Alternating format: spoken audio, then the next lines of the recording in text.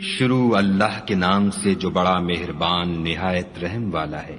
اے پیغمبر صلی اللہ علیہ وآلہ وسلم، لوگوں سے کہہ دو کہ میرے پاس وحی آئی ہے کہ جنوں کی ایک جماعت نے اس کتاب کو سنا تو کہنے لگے کہ ہم نے ایک عجیب قرآن سنا جو بھلائی کا رستہ بتاتا ہے، سو ہم اس پر ایمان لے آئے اور ہم اپنے پروردگار کے ساتھ کسی کو شریک نہیں بنائیں گے۔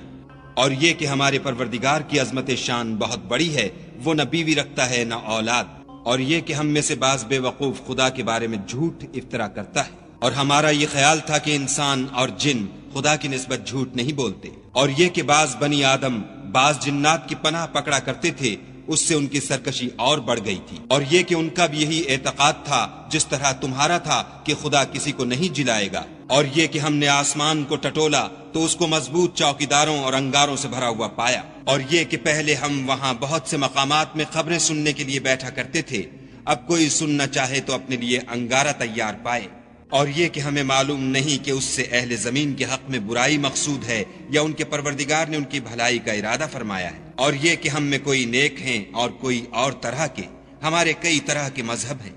اور یہ کہ ہم نے یقین کر لیا ہے کہ ہم زمین میں خواہ کہیں ہوں خدا کو ہرا نہیں سکتے اور نہ بھاگ کر اس کو تھکا سکتے، اور جب ہم نے ہدایت کی کتاب سنی اس پر ایمان لے آئے، تو جو شخص اپنے پروردگار پر ایمان لاتا ہے اس کو نہ نقصان کا خوف ہے نہ ظلم کا،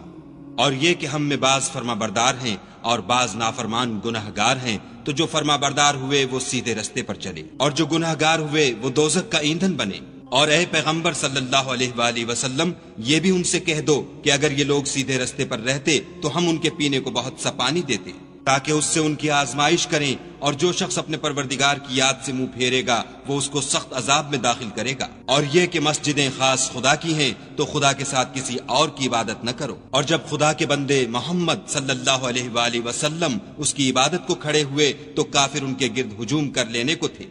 کہہ دو کہ میں تو اپنے پروردگار ہی کی عبادت کرتا ہوں اور کسی کو اس کا شریک نہیں بناتا، یہ بھی کہہ دو کہ میں تمہارے حق میں نقصان اور نفع کا کچھ اختیار نہیں رکھتا،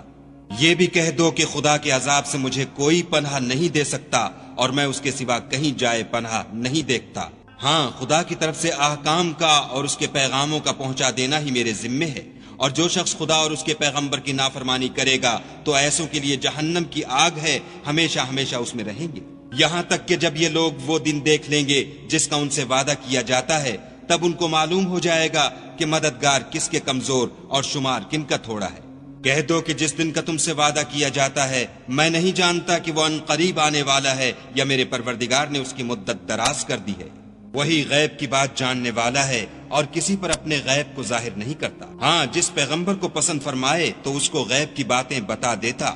اور اس کے آگے اور پیچھے نگہبان مقرر کر دیتا ہے تاکہ معلوم فرمائے کہ انہوں نے اپنے پروردگار کے پیغام پہنچا دیے ہیں۔